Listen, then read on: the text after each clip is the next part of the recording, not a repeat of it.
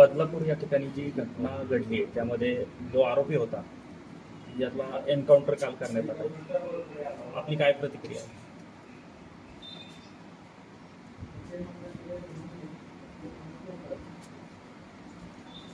प्रतिक्रिया काय द्यायची मला सांग. प्रत्येक गोष्टीकडे जर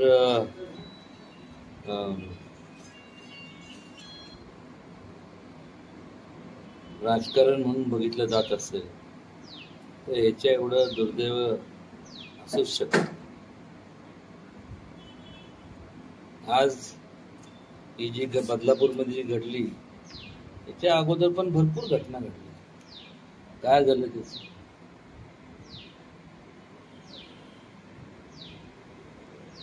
म्हणजे मला आश्चर्य वाटतं की लोकांना समजत कसं नाही की हेच जर आपल्या कुटुंबातल्या कोणाबरोबर घडलं असतं तर आपली म्हणजे त्या व्यक्तीची रिॲक्शन काय असते. तरी देखील वकील पत्र अशा लोकांचं स्वीकारलं जातं. त्यातून ते कसे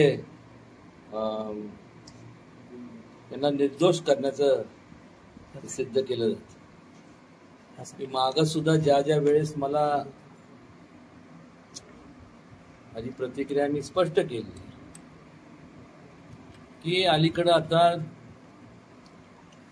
ह्याच्यामुळं आणि लोकांचा आता हळूहळू जो विश्वास आहे तो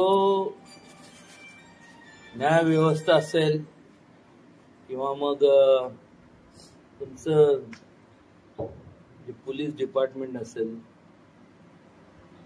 यांच्यानं उडत चाललंय किंवा उडाला असं म्हणलं तरी हरकत नाही.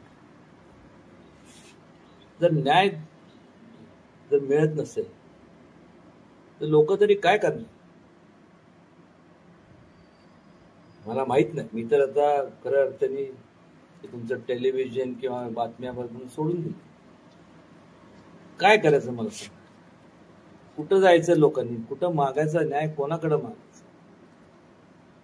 ज्या लोकांना मग कुठल्याही पक्षातले असतील, जे कोण त्यांचे लोकप्रतिनिधी असतील त्या विभागात, तर त्यांनीच त्यांच्याकडे जाणार नाही किंवा न्यायदेवतेकडे जाणार नाही किंवा पोलीस प्रशासन किंवा जिल्हा प्रशासनाकडे जाणार नाही, तर कोणाकडे न्याय मागायचा?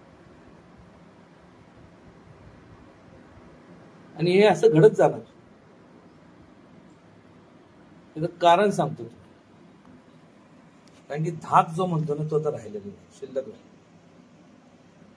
प्रत्येक जण जोपर्यंत स्वतःच्या म्हणजे कोणाच्यावर असं प्रकार होऊ नये अशी मी माझ्यासाठी छत्रपती शिवाजी महाराज देव आहे की त्यांच्या चरणी मी प्रार्थना करतो. कोणावर कोणीही असू दे, असे घडतात. त्या काळात ज्या पद्धतीने महाराजांनी त्यांनी न्याय व्यवस्था केली त्या प्रकारची न्याय व्यवस्था झाली पाहिजे. किंवा एखादा संपूर्ण न्याय ह्याच्यात म्हणजे तुमच्या कायद्यात बदल करा. काय होणार आहे? एखाद्याने रेप केला किंवा असं केलं, काही करू नका, कशाचाही विचार करायचा नाही. सरळ लोकांसमोर त्याला जाहीर फाशी देऊन टाका, त्या लोकांच्या ताब्यात द्या. कारण की ह्याच्याशिवाय तुम्हाला सांगतो ना, आज समाज हा स्वतःला असुरक्षित समजतो. आता काय तो कसब बिसब कोण तो मला सांगा ना.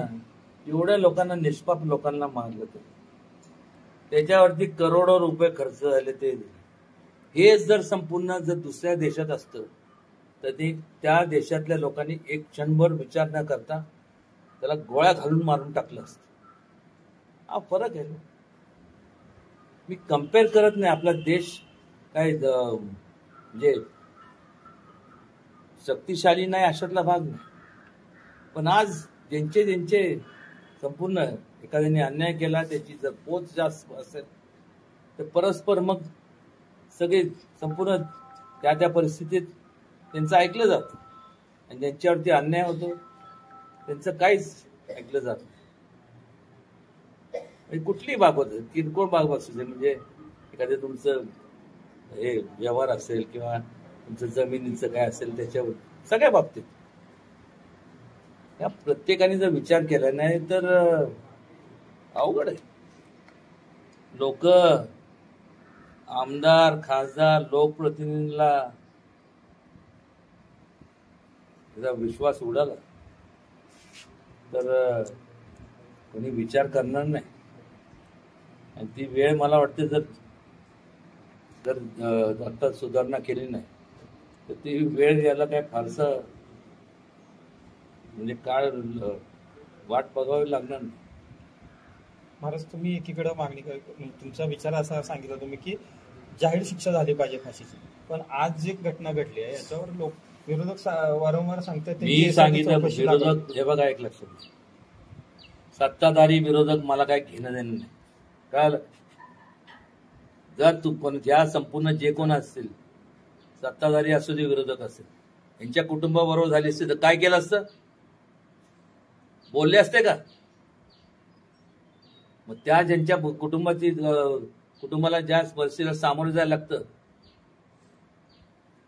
प्रत्येक गोष्टीत मी स्वतःला त्यांच्या ठिकाणी समजून काय म्हणून मी बोलत असतो.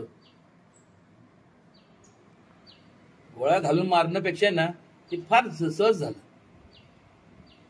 ह्या लोकांना आहे ना जनतेत सोडायला पाहिजे. जनतेने त्यांचे फार त्यांना तुडून मारलं पाहिजे.